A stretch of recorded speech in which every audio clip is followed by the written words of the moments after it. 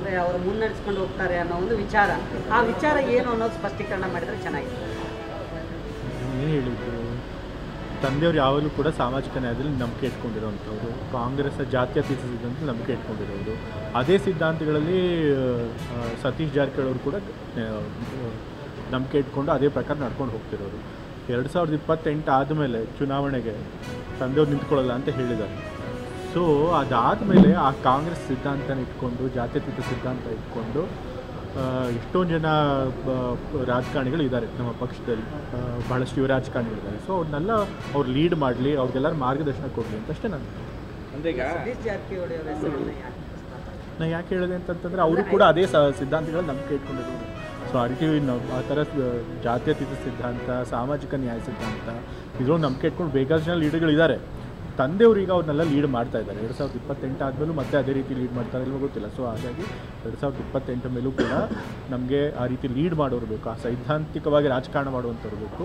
ಅಂಥ ನಾಯಕರಲ್ಲಿ ಸತೀಶ್ ಜಾರಕಿಹೊಳಿ ಸಾಹೇಬರು ಕೂಡ.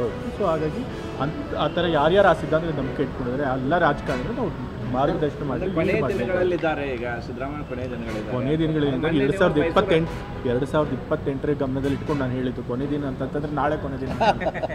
ಸರ್, ಈಗ ತಾವು ಹೇಳಿದ್ರೆ ವೈಚಾರಿಕವಾಗಿ ಪ್ರಗತಿಪರ ತತ್ವ ಸಿದ್ಧಾಂತ ಹೌದು, ಕಾಂಗ್ರೆಸ್ ಸಿದ್ಧಾಂತ ಅಂತಂದರೆ ಜಾತಿಯ ಸಿದ್ಧಾಂತ, ಪ್ರಗತಿಪರವಾದಂಥ ಸಿದ್ಧಾಂತ, ಸಾಮಾಜಿಕ ನ್ಯಾಯ ಸಿದ್ಧಾಂತ.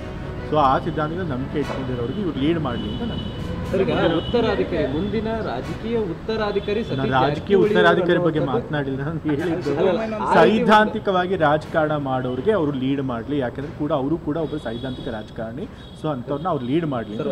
ಸರ್, ಸೈದ್ಧಾಂತಿಕ ಅಂದರೆ ಕಾಂಗ್ರೆಸ್ ಪಕ್ಷ ಸೈದ್ಧಾಂತಿಕ ಎಥಿಕ್ಸ್ ಇಟ್ಕೊಂಡೇ ಮುನ್ನಡೆ ಹೋಗ್ತಾ ಇರುವಂಥದ್ದು. ಸೊ ಅಂದರೆ ಕಾಂಗ್ರೆಸ್ ಪಕ್ಷವನ್ನು ಲೀಡ್ ಮಾಡ್ತಾರೆ ಸತೀಶ್ ಜಾರಕಿಹೊಳಿ. ಕಾಂಗ್ರೆಸ್ ಪಕ್ಷದ ಸಿದ್ಧಾಂತನೇ ಜಾತ್ಯತೀತ ಸಿದ್ಧಾಂತ. ಬಟ್ ನಿಜವಾಗ್ಲೂ ಆ ಸಿದ್ಧಾಂತಕ್ಕೆ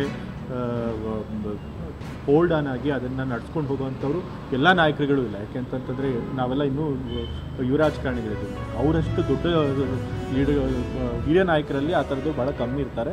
ಸೊ ಅಂಥವ್ರು ಲೀಡ್ ಮಾಡಲಿ ಎಲ್ಲರೂ ಕೂಡ ಅಂತ ಹೇಳಿ.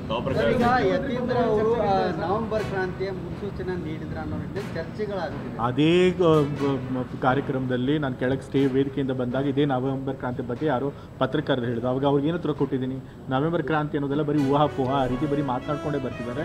ಯಾವುದೇ ನಾಯಕತ್ವದ ಬದಲಾವಣೆ ಪ್ರಶ್ನೆ ಇಲ್ಲ, ಆ ಥರ ಚರ್ಚೆ ನನ್ನ ಪಕ್ಷದಲ್ಲಿ ನಡೆದಿಲ್ಲ ಅಂತಲೇ ನಾನು ಉತ್ತರ ಹೇಳಿ. ಅಂದರೆ ತಾವು ಹೇಳೋದೀಗ ಅಂದರೆ 2ನೇ ಲೆವೆಲ್ 3ನೇ ಲೆವೆಲ್ ಏನು ಲೀಡರ್ಸ್ಗಳಿದ್ದಾರೆ ಅವರಿಗೆ ಒಂದು ಮಾದರಿಯಾಗಿ ತೊಗೊಂಡು ಎಲ್ಲ ಅವ್ರಿಗೆ ಲೀಡ್ ಮಾಡಿ ಅವ್ರಿಗೂ ಕೂಡ ಸಿದ್ಧಾಂತಿಕ ರಾಜಕಾರಣ ಮಾಡೋದಕ್ಕೆ ಪ್ರೇರಣೆ ಆಗಲಿ ಅಂತ ಹೇಳಿದ್ದಾರೆ. ಸರ್, ಈಗ ಸತೀಶ್ ಜಾರಕಿಹೊಳಿ ಕೂಡ ಮುಂದಿನ ಮುಖ್ಯಮಂತ್ರಿ ಆಗಬೇಕು ಅಂತ ಆಸೆ ಇಟ್ಕೊಂಡಿದ್ದಾರೆ. ಆ ಥರ ಭಾಳಷ್ಟು ಲೀಡರ್ಗಳು ನಮ್ಮಲ್ಲಿದ್ದಾರೆ. CM ಆಗೋದಕ್ಕೆ ಅರ್ಹತೆ ಇರುವಂಥ ಲೀಡರ್ಗಳು. ಅದನ್ನು ಯಾರು ಆಗಬೇಕು ಅನ್ನೋದನ್ನು ಅಫ್ಕೋರ್ಸ್ ಎಲ್ಲ ಶಾಸಕರು ಮತ್ತು ಹೈಕಮಾಂಡು ಅದು ತೀರ್ಮಾನ ಮಾಡಬೇಕಿದೆ. ಆದರೆ ಸದ್ಯಕ್ಕೆ ಈಗ ಮುಖ್ಯಮಂತ್ರಿ ಬದಲಾವಣೆ ಚರ್ಚೆ ಇಲ್ಲ. ಸರ್, ಈಗ ಸಿದ್ದರಾಮಯ್ಯ ಅವರನ್ನು ಹೊರತುಪಡಿಸಿದರೆ ಅವರ ಸ್ಥಾನ ತುಂಬುವ ಶಕ್ತಿ ಸತೀಶ್ ಜಾರಕಿಹೊಳಿ ಅವರಿಗೆ ಖಂಡಿತ ಇದೆ. ತಂದೆಯವರು ರಾಜಕೀಯ ನಿವೃತ್ತಿ ತಗೊಂಡ್ಮೇಲೆ ಆ ರೀತಿ ಸೈದ್ಧಾಂತಿಕ ರಾಜಕಾರಣ ಮಾಡೋ ಕೆಲವೇ ಅರ್ಹರಿರುವಂಥ ಕೆಲವೇ ಲೀಡರ್ಗಳಲ್ಲಿ ಸತೀಶ್ ಜಾರಕಿಹೊಳಿ ಅವರು ಕೂಡ ಪಕ್ಷ ವಹಿಸಿದರೆ ಸತೀಶ್ ಅವರು CM ಆದರೆ ಅವರು ನಿಭಾಯಿಸ್ತಾರೆ ಅಂತ. ಇವಾಗ CM ಬದಲಾವಣೆ ಪ್ರಶ್ನೆ ಎಲ್ಲಿ ಬರ್ತಾ ಇದೆ? ನಾನು ಹೇಳಿದ್ದು 2028 ಗಮನದಲ್ಲಿ ಇಟ್ಕೊಂಡು ನಾನು ಹೇಳಿದ್ದು. ನೀವು ಅದನ್ನು ಈಗ ನಾಳೆದಕ್ಕೇ ಏನೋ ಬದಲಾಗೋಂಗೆ ಮಾತಾಡ್ತಿದ್ದೀರಿ. ಸರಿ, thank you. Okay, thank you sir.